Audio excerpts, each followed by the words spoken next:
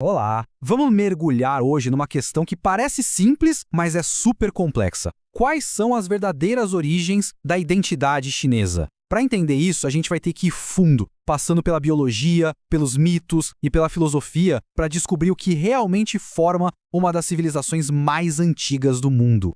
Bom, esse aqui é o nosso mapa. A gente começa lá atrás, com ossos bem antigos, e vamos avançando até chegar nas grandes ideias que moldaram a China por milênios. Preparados? Pois é, a pergunta parece direta, né?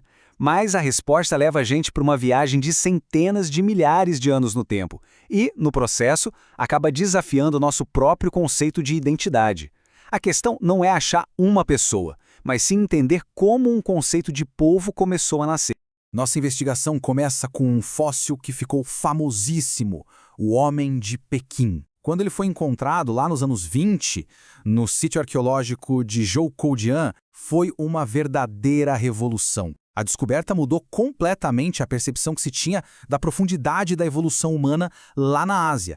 Agora, o mais interessante aqui é o tamanho do buraco no tempo. É gigantesco. Fica claro que o Homem de Pequim pertence a uma linhagem humana muito, mas muito mais antiga. E aquelas características físicas que a gente hoje associa com as populações do leste asiático, elas são super recentes, coisa de 40 mil anos, e provavelmente surgiram como adaptações a climas mais frios. Então, aqui está o ponto-chave. A gente não está falando só de uma separação pelo tempo, mas de uma separação de espécies. A estrutura do crânio do Homo erectus, sabe, com aquela testa mais proeminente e um cérebro menor, mostra uma anatomia que não tem uma ligação direta com nenhum grupo de pessoas hoje em dia.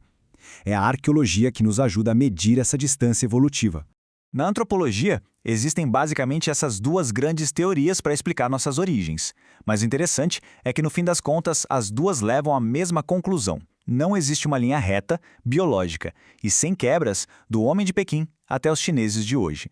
Essa linhagem antiga é muito mais um símbolo do que uma conexão de sangue de fato. Certo. Então, se a identidade não é uma coisa puramente biológica, ela tem que ser cultural, certo? Vamos ver então como essa base foi construída, olhando para os mitos e para as estruturas sociais que deram o pontapé inicial em tudo. Essas figuras mitológicas são como os heróis fundadores, sabe? Eles representam a grande virada de chave, de uma vida nômade para uma cultura organizada. Eles basicamente estabeleceram os pilares de tudo, como se alimentar, como se governar e como entender o universo, o que é simbolizado pelo baguá, os 8 trigramas. É a fundação mítica da sociedade. E olha que genial essa ilustração de um conceito central. Uma casa não era só um teto.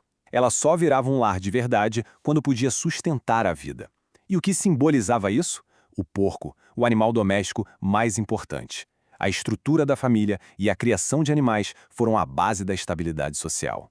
Os papéis desses animais mostram uma sociedade que era construída com base na estabilidade da agricultura e também na proteção espiritual. A família era o verdadeiro motor da economia. Aprender a manejar e domesticar esses animais simplesmente transformou a capacidade produtiva daquela civilização.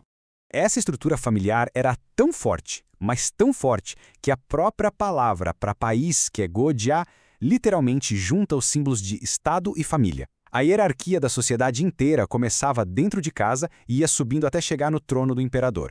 Ok, então a gente já tem o hardware da civilização no lugar. Mas e o software? Qual era o sistema operacional que fazia tudo isso funcionar? Agora a gente entra no campo das grandes escolas de filosofia, que debatiam exatamente como a sociedade deveria ser organizada. E aqui a gente vê um choque de ideias simplesmente fascinante. A sociedade deveria ser organizada pela moral e pela hierarquia, pela liberdade natural, ou por leis pragmáticas e imparciais? Cada uma dessas filosofias apontava um caminho totalmente diferente para a governança. Essa metáfora do Lao Tzu é perfeita para entender a ideia taoísta do Wu Wei, que é a ação sem esforço ou a não interferência. Se você mexe demais no peixinho enquanto ele frita, ele desmancha. O mesmo vale para uma nação. É uma filosofia de intervenção mínima. Aí vem Mose e vira a mesa. As ideias dele eram super radicais para a época. Ele propôs uma sociedade onde uma pessoa deveria cuidar da família de um estranho como se fosse a sua própria. Esse utilitarismo dele era uma crítica direta ao sistema de hierarquias, que na visão dele era a raiz de todos os conflitos. Então, a gente viajou de fósseis super antigos até as grandes filosofias. Vamos juntar as peças do quebra-cabeça e tentar responder a nossa pergunta lá do início. Acho que o ponto crucial é entender a diferença entre essas duas palavras, linhagem e legado. A linhagem biológica é como um eco bem distante.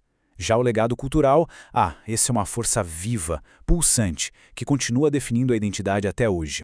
No fim das contas, o que realmente conecta o passado ao presente são as ideias. É o software que continua rodando, sendo atualizado e debatido há milhares de anos.